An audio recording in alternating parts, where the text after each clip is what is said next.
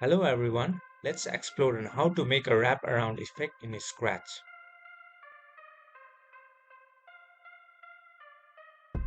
First, let's select a suitable sprite. For our scene, a cloud seems a good idea.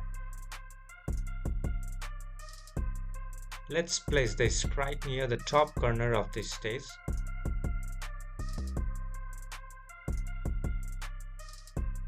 Now let's drag when green flag click block. Then let's drag a go to block so that whenever we click on green flag, the cloud always starts from its starting position. Now let's drag a forever loop. And to make the cloud move horizontally, let's drag change x by 10 block and make it minus 10. Let's try our code so far. The cloud goes to the left side smoothly, but is stuck on the left edge.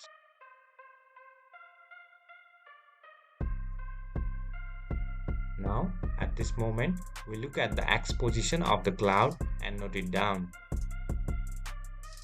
Now, let's drag a if block.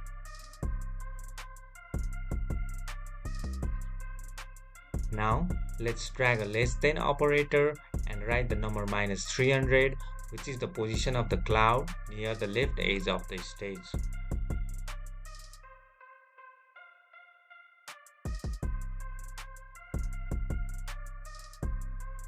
And drag the X position from the motion menu.